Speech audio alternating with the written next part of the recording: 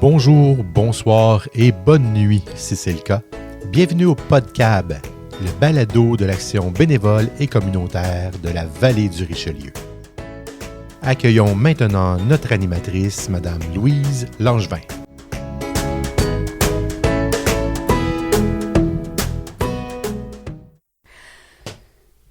Bonjour, je suis en présence de Francesca. Bonjour Louise. Bonjour Francesca, merci d'être là, ça nous fait merci plaisir de te rencontrer. Et tu fais partie des bénévoles du Centre d'action bénévole. Oui. Et j'aimerais ça que tu me parles un peu de toi, comment tu t'en es arrivé à être bénévole. Oh, c'est un concours de circonstances en fin de compte. Puis j'ai connu le Centre d'action bénévole par l'entremise de ma conjointe, qui a commencé à faire du bénévolat il y a quelques années de ça. Et elle a commencé à faire du bénévolat à un moment où elle était en arrêt de travail. Et ça a été pour elle une façon là, de se réintroduire dans la société et dans les actions communautaires. Et puis, elle a adoré ça. Et puis, de son côté, elle a été bénévole, elle a fait partie du conseil d'administration et maintenant, elle est employée au CAB. Et donc, c'est par son entremise que j'ai connu le CAB. Et j'ai donc commencé à faire un peu de bénévolat grâce à elle, sauf que j'en fais très peu, malheureusement, ayant un emploi à temps plein. Mais j'ai pu faire là, quelques sessions là, de bénévolat. Là. La première fois où j'ai été en contact avec le CAB là, pour le bénévolat, c'était une conférence que j'ai donnée. Par rapport à ma situation personnelle, vous pouvez peut-être l'entendre dans ma voix, mais une des facettes de ma personne, c'est que je suis une femme trans. Donc, j'ai donné une conférence là-dessus. Là. Surtout un peu à partir de ton histoire. Qu'est-ce que c'est que faire toute cette transformation-là dans une vie, c'est énorme. Hein? Oui.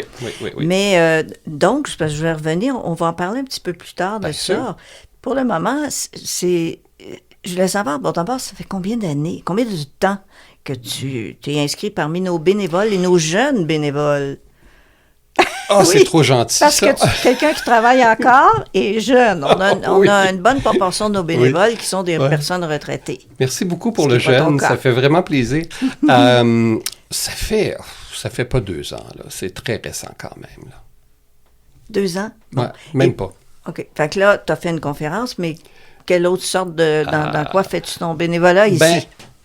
C'est comme je disais, c'est très épisodique. Ouais. Et on a participé, je dis on, je vais expliquer pourquoi. On a participé aux efforts pour le triage des denrées pour le grand partage de Noël, que je connais qui est aussi, un événement très, très, très important pour le CAB, n'est-ce pas? Ouais.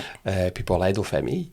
Ce qui fait que... Et comment ça s'est passé? C'est que, bon, entre autres, je travaille pour Intact Corporation financière et Intact encourage énormément ses employés à faire du bénévolat. Intact dégage même du temps pour que ses employés puissent faire du bénévolat. C'est assez spécial. C'est bien. Hein? Oui. Et puis, on a même un mécanisme à l'interne qui nous permet d'afficher des occasions de bénévolat. Et là, nos collègues peuvent s'inscrire. Et c'est ce qui est arrivé. J'ai créé une occasion de bénévolat pour justement là, le tri des denrées pour le grand partage de l'année dernière. Et puis, j'ai des collègues qui se sont inscrits. Et puis, on est venu passer un après-midi avec vous autres. Et puis, le feedback a été tellement bon qu'avant même la fin de l'après-midi, j'ai des collègues qui me disaient hey, « on refait ça l'année prochaine, là, puis là, on le fait pour toute la journée. » Ah, wow! C'était vraiment bien, oui. Donc, tu dois avoir une bonne influence sur ton équipe. Oh, si peu. Avec qui tu travailles. Non, mais c'est assez original, c'est assez spécial. Mais comme je vous dis, mon employeur nous encourage énormément à faire ça. Puis ça fait partie des valeurs de notre entreprise, là, de redonner à la société. Ça, c'est Intact Assurance, dans ton... Intact Financial Corporation ou Intact Corporation financière, c'est comme l'entreprise qui chapeaute ces différentes compagnies d'assurance-là. Il y a Intac, il y a Bel Air Direct, et il y a quelques autres compagnies comme ça. Oui. Si je remonte dans ton passé, quand Oui. tu étais enfant ou adolescent, est-ce que tu voyais des gens autour de toi qui faisaient du bénévolat? As-tu Non. Non, pas du Non, tout. non, jamais. Je savais ce que c'était du bénévolat, je voyais ce que c'était, mais je dirais que dans ma famille, j'ai vu très peu de ça. Puis je dirais même que j'avais peut-être même une appréhension à faire du bénévolat au départ. Puis je dirais que c'est de voir Evelyne en faire qui a comme démystifié la chose pour moi, puis dire « Hey, coudonc, c'est une activité qui est pas mal le fun, pas mal valorisante. » Et puis, ça fait du bien. Je comprends que nous autres, quand on est partis de l'après-midi, là, du grand partage, Le monde volait. on avait le sourire fendu jusqu'aux Oui. oreilles, là, parce qu'on avait vraiment l'impression qu'on avait fait quelque chose de constructif puis qui allait aider les gens. Fait que c'était vraiment bien. Donc, c'est un geste gratuit, mais qui rapporte beaucoup à soi. C'est un geste qui rapporte beaucoup à soi, en effet, oui. Puis c'est drôle parce que vous voyez, aujourd'hui, je sais que j'ai d'autres collègues qui sont justement sur une activité de bénévolat, je m'excuse, à Montréal, pour un autre groupe de bénévoles qui aussi font de l'aide là, pour distribuer là, des denrées et des choses comme ça. Là. Ben, j'imagine, toi, tu demeures dans la région ici. Là. Oui, on est ici, on est à Saint-Hilaire, oui, là, mais tout ça à fait. couvre le CAM. On sait que ça couvre une assez grande région quand même. Mais la compagnie, le travail est à Montréal. La compagnie est à Montréal? Oui. OK. Il y a un bureau à Saint-Hyacinthe. Et puis, moi, officiellement, je suis attaché au bureau de Saint-Hyacinthe. Bon. Mais je me promène entre Saint-Hyacinthe, Montréal, quelquefois à Toronto, puis des choses comme ça, là, oui. OK. Pas toujours dans le trafic. Moi, j'ai Pas toujours dans le pitié trafic, non. des gens qui sont obligés de faire Montréal et Rive-Sud tous les jours, là, avec ce qui se passe. Mais c'est pour ça, donc les collègues qui sont venus aussi aider, c'est des gens de la région. C'est des gens de la région, mais j'ai aussi 2 collègues de Montréal qui sont venus ici sur la Rive-Sud là, pour nous donner un coup de main lorsqu'on a fait le grand partage. Ouais. Donc, ça se peut qu'ils fassent plus éventuellement que le partage. Ben oui, Parce d'ailleurs, que quand on on a a, la piqûre. voyons, Evelyne et moi et les noms. Je Oui, peux pas croire. T'es pas la seule. T'es pas la seule. Alors, bon, c'est pas grave. Evelyne et quelqu'un d'autre? Oui? Stéphanie, bon! Ah, oui. Comme si je la connaissais pas. Stéphanie. Evelyne et Stéphanie sont venues chez Intac lors de la semaine, justement, du bénévolat. Notre Stéphanie Carrasco. Votre Stéphanie. OK. Oui. Pour, justement, pour rencontrer de nouveau les gens qui avaient participé au partage. Et puis, avoir un petit café, puis discuter avec eux. Puis ce qui est bien, c'est qu'à cette occasion-là, il y a des gens qui avaient participé à ça, qui ont demandé de l'information justement par rapport aux autres activités de bénévolat, comme l'aide alimentaire 2 fois par semaine, etc., les accompagnements, tout ça. On en a toujours besoin. Oui. Ce qui fait qu'ils ont... ça a été intéressant parce qu'on a vu là, vraiment là, que dans la fibre là, d'Intac, l'action bénévole est là. Oui, je comprends. Mais là, tu as semé et c'est contagieux aussi. On peut dire que c'est une semence qui se répand. Alors, j'espère que ça va continuer. Mais je voulais revenir aussi sur la conférence que tu as donnée sur ton parcours, ton évolution, ta nouvelle identité. Oui. Veux-tu nous en parler un peu? Ben oui, parce que c'est ça, comme je dis, c'est une facette de ma personnalité, de ma personne. Je dis que c'est une facette parce que ce qui est important, c'est que je ne m'identifie pas rien que par le fait que je suis une femme trans, right? Je suis une professionnelle, je travaille en informatique, je suis une mère. J'étais un père, je suis une mère, je suis encore un petit peu les deux. J'ai des activités autres, etc. Mais c'est une facette de ma personnalité là, que du fait que je suis une femme trans. Ça fait déjà 8 ans que j'ai fait ma transition, ça va vite. Et puis c'est un peu sur le tard. Mieux vaut tard que jamais. Mieux vaut tard que jamais. Mais c'est ça, c'est quelque chose que j'ai toujours traîné. Je parle toujours du petit nuage gris là, qui me suivait constamment. Tout à fait. Et puis, c'est ce qui a été, c'est amusant, ce qui a été le coup déclencheur, c'est Evelyne. encore une fois, qui est arrivé à un moment donné avec un article qui était paru dans la presse d'une personne d'une 50aine d'années qui faisait une transition. Et c'était une personne dans le milieu des affaires qui avait sa propre compagnie et qui faisait une transition là, de homme à femme. Et étant une entrepreneur, il y avait évidemment des inquiétudes, comment que ça allait se passer, comment les employés allaient réagir. Ça bouscule les gens autour, oui, hein? Oui. Et puis, il expliquait tout ça, puis il expliquait son cheminement, puis Evelyne lit ça, puis elle vient me voir, puis elle me montre l'article, puis elle dit « Ce serait pas toi, ça, par hasard? » Puis ça, évidemment, c'était pas tombé des nues, là, c'était suite à des discussions qu'on avait eues, elle et moi. Puis quand j'ai vu ça, j'ai dit, bon, ben OK, on va aller vérifier. Puis étant quelqu'un d'analytique et puis qui est très méthodique sur ces choses-là, j'ai dit, ben on va aller consulter. Et là, je suis allé consulter un professionnel par rapport à ces questions-là. Donc, un sexologue et psychologue. Et on est arrivé très rapidement à la conclusion que oui, j'étais bien une personne trans. Puis là, j'ai commencé ma transition. La transition s'est fait, ça continue toujours, là. Elle s'est fait d'abord avec la famille, évidemment, le dire à notre fille, qui a très, très bien réagi. Le dire à notre famille, notre premier noyau familial, donc ma mère, frère, sœur, belle-sœur, etc. Et puis, après ça, ça a été la transition au bureau. Et ça a été intéressant. Et encore une fois, ça s'est super bien passé. Ce qui était intéressant, c'est qu'à l'époque,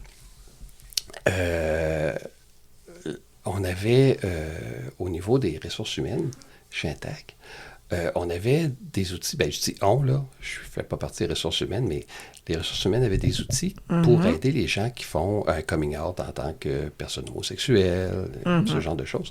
Mais on s'est aperçu qu'il n'y avait rien dans la boîte à outils à ce moment-là pour les personnes trans. Et puis, ça a été une occasion, parce que j'ai pu participer justement à l'élaboration des premiers morceaux pour justement construire cette boîte à outils-là.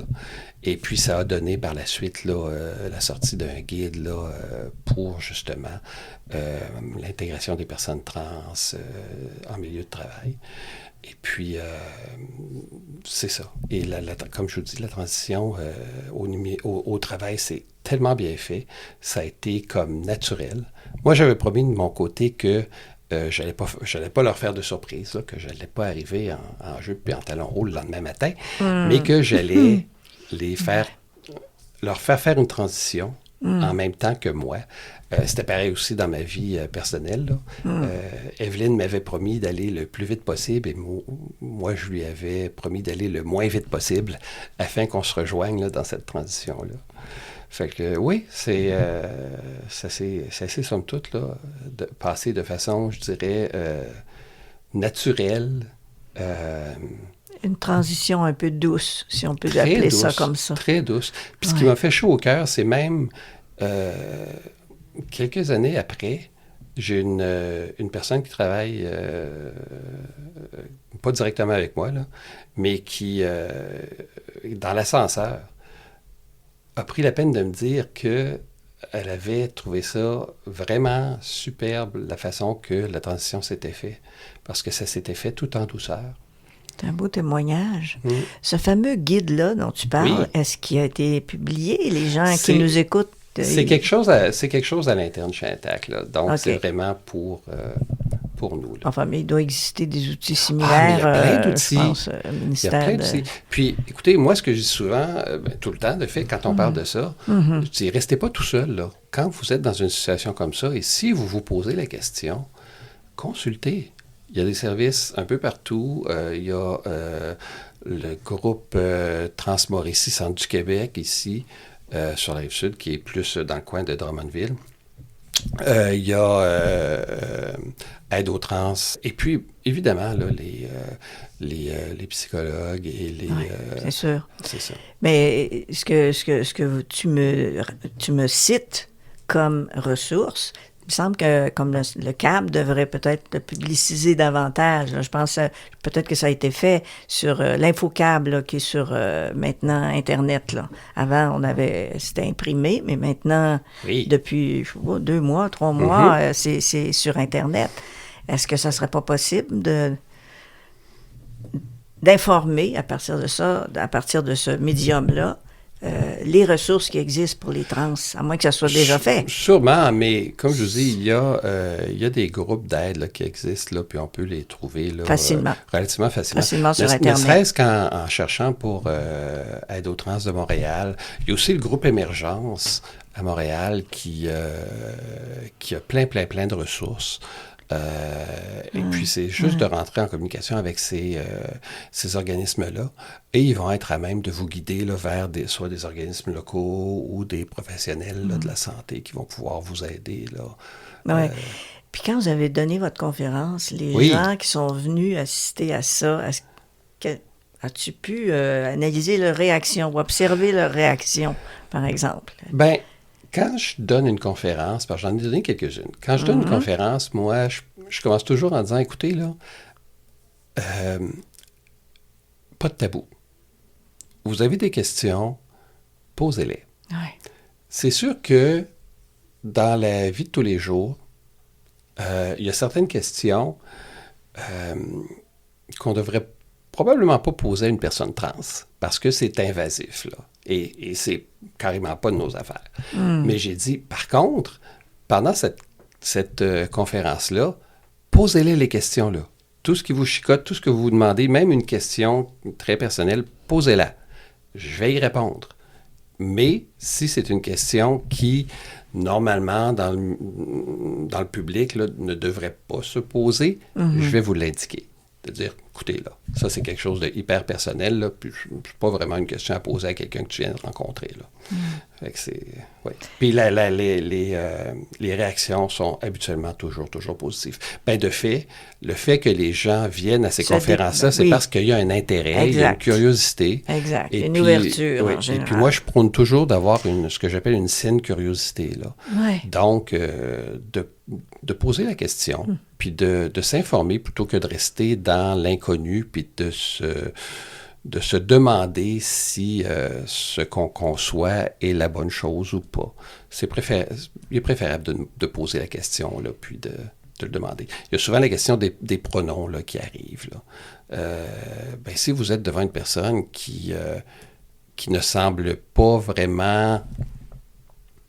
que c'est pas évident, comme par exemple une femme trans en début de transition va avoir des traits masculins très forts. Right? Oui.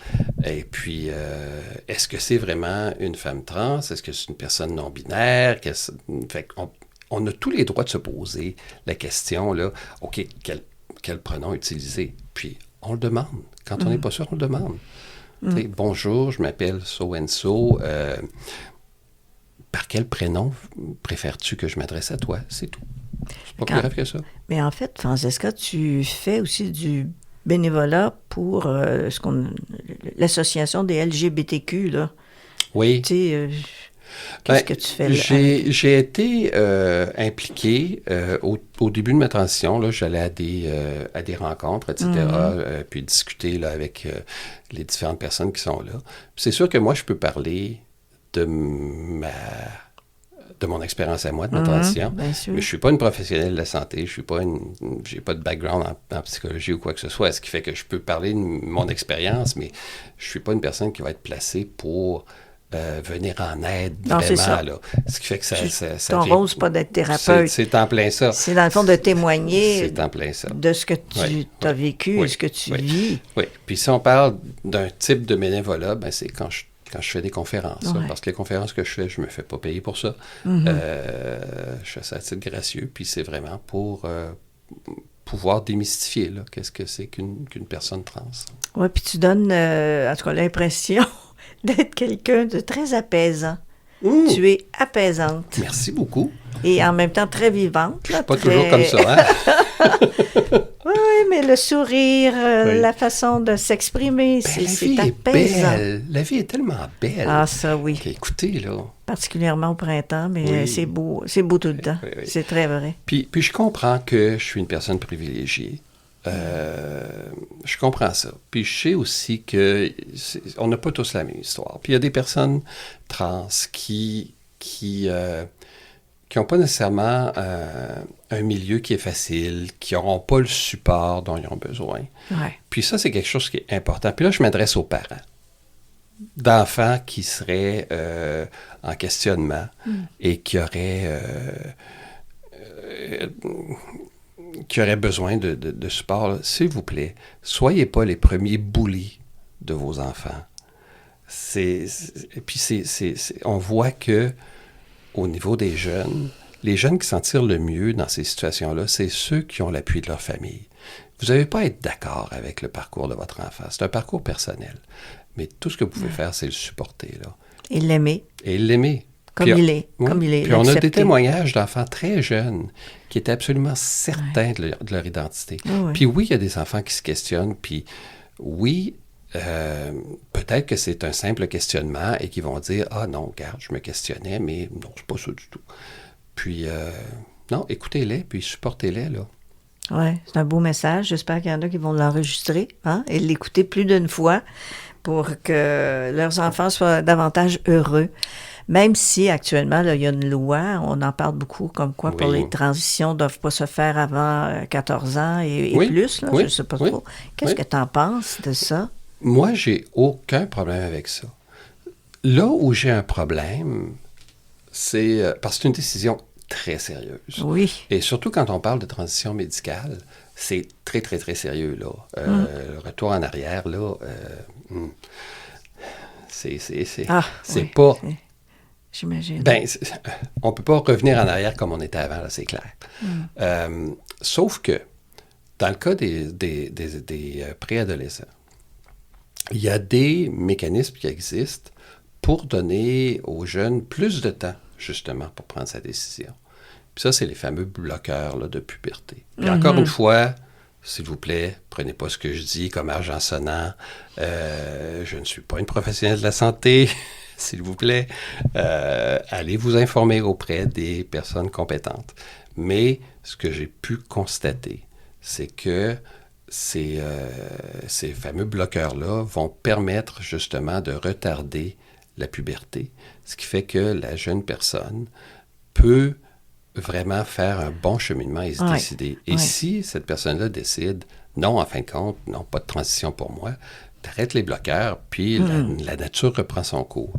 Mais si jamais cette jeune personne-là dit « oui, je vais faire ma transition », ben ça fait en sorte qu'elle n'aura pas eu le trauma de passer à travers une puberté qui est tout à fait contraire à sa perception d'elle-même.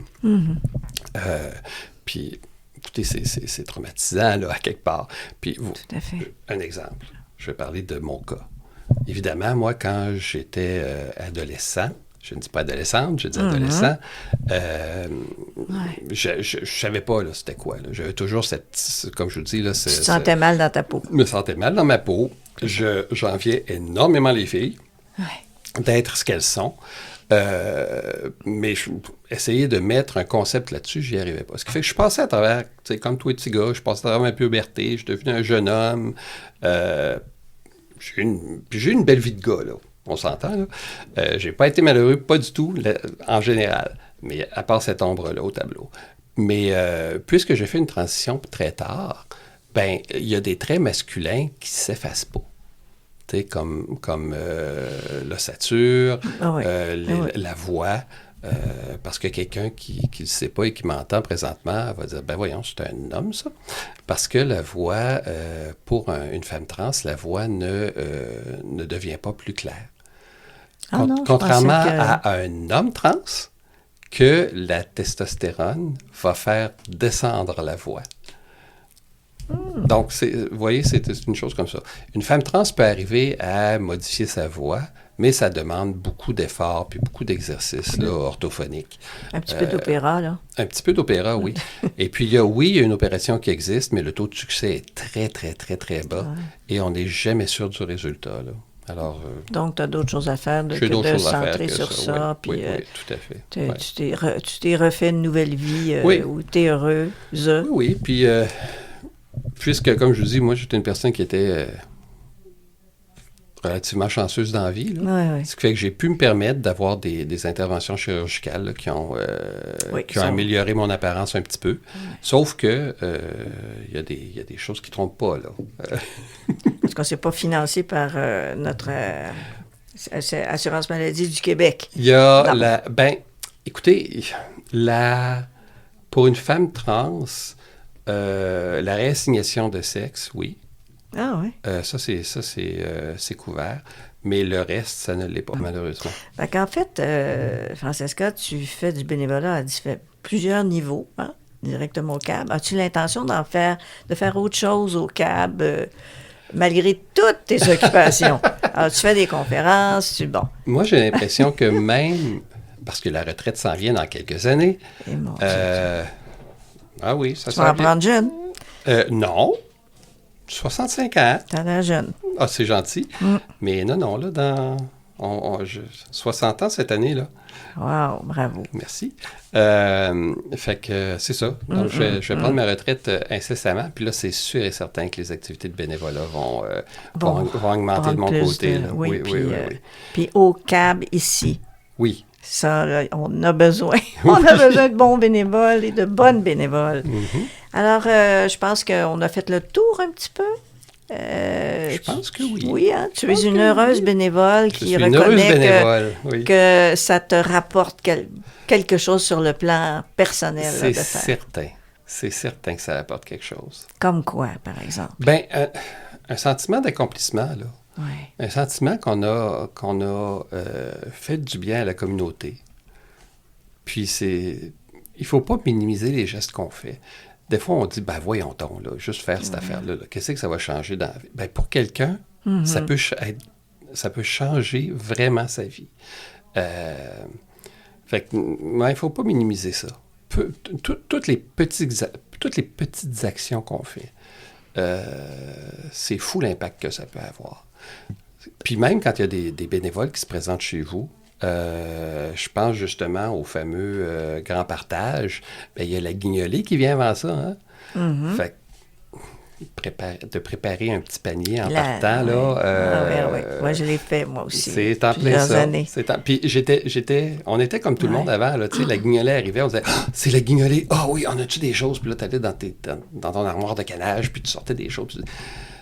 Puis depuis que j'ai plus conscience de ça, quand on va à l'épicerie, on dit, regarde ça, on va en acheter un de plus, puis on va le mettre de côté, puis ça va être pour le panier, pour la guignolée. C'est vrai que ça se prépare. Ça se prépare, oui. Puis quand on fait ça, 3 mois à l'avance, 6 mois à l'avance, on dit, on va en mettre un petit morceau, là, des denrées non périssables, puis des choses comme ça. On dit, quand on arrive au temps de la guignolée, puis qu'on a des fois, on a une boîte, 2 boîtes qui sont là, puis ça fait plus pour justement, pas juste le partage de Noël, mais aussi pour l'aide alimentaire là, pendant l'année. Là, parce ici, que Dieu sait que... Il y a une réserve ici là, pour le dépannage. Mais que ça part vite, hein?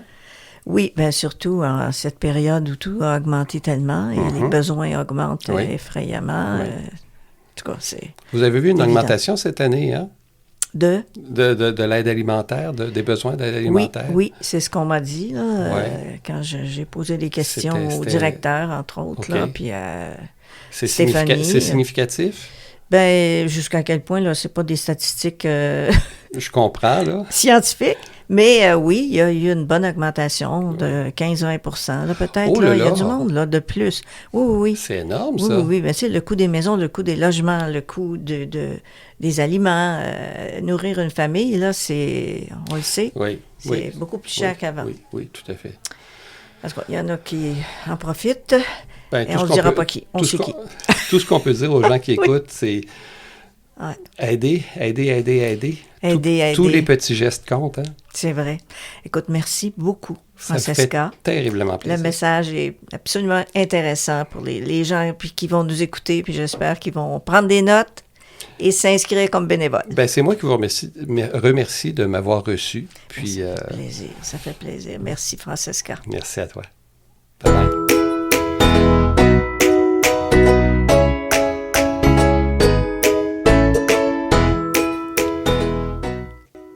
La musique provient de bensound.com.